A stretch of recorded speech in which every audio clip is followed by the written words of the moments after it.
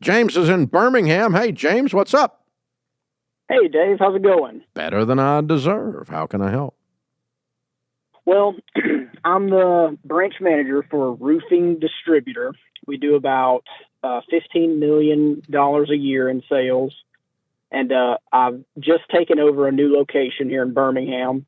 I've got an awesome team, an awesome assistant manager, and he's the reason why I'm calling. He's a young guy in his early 20s. He's a go-getter. Operations-wise, he does a great job. Any task I throw at him, he gets it done quickly and efficiently.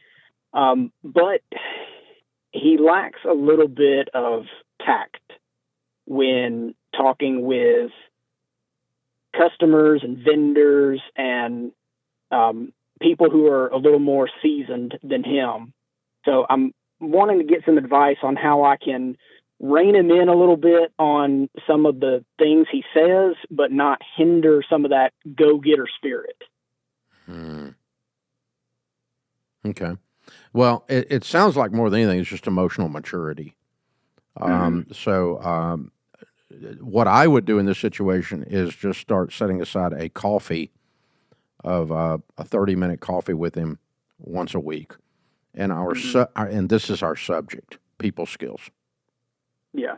Because I would look at him and say, the one thing keeping you from being way over the top, the one thing that's going to hold you back is the edge in the way you're handling people and your people skills.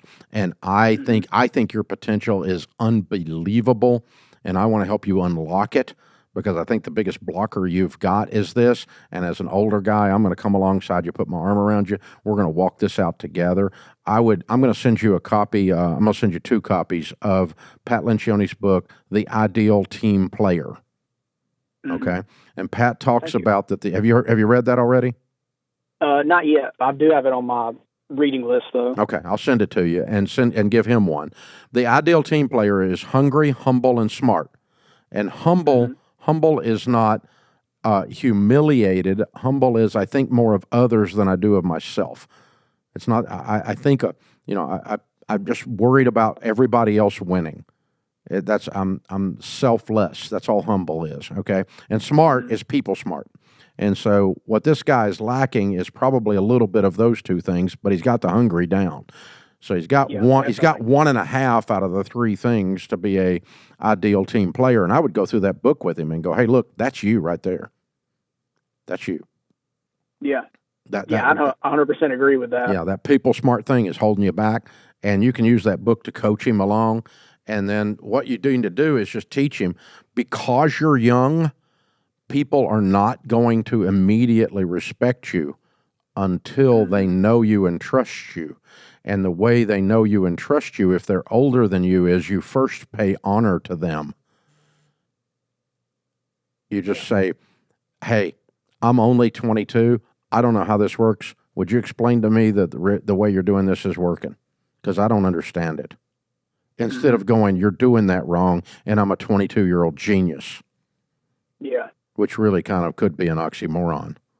Yeah, we got some older blue collar guys that work for me, and they got no tolerance for this crap. Absolutely, they're waiting for the college to. They want the college to get knocked off this boy. Oh, they can't wait. Yeah, really. And so, but he can go in and say, "You guys know more in your little finger than I may ever know about this subject. Teach me." And if he goes at them with that, then he will earn the right to make a suggestion occasionally. Yeah. But he's going in like a bull in a china shop with muddy boots on. Mm-hmm. And, you just got to clean him up a little. He needs to learn to ask questions and pay honor, and he can get the exact same result he's looking for, and he won't lose the team in the process. So, yeah, I like that. Yeah, that'll work. And just if he can learn to pay honor, ask questions, and just slow down on the people stuff a little bit. I know this guy. I used to be him, so he's a lot of fun. I like him. He's got potential. Yeah. Because I think I gained a lot of respect for him, and because I straight up told him, I was like, "Hey, you are me 8 years ago. Yeah. Like, I was in your exact shoes, and this is how you get on the proper path to the next step in your career. Is you got to start working on these things. Yeah, and if he doesn't start working on them, you're going to have to move him on. Mm-hmm. It's not really, you can't stay if he doesn't fix it. We don't need to threaten him with that, but we're going to start the conversation very gently and very mentor oriented. But if he bows up and becomes arrogant on it and won't work on it, then until he's willing to work on it, he's gonna do more harm than he is good. Yeah. Because you and I both know that most all good things in an organization happen through people, not in spite of people. Exactly. And so you've got to lead people, not thrash them with your 22-year-old knowledge.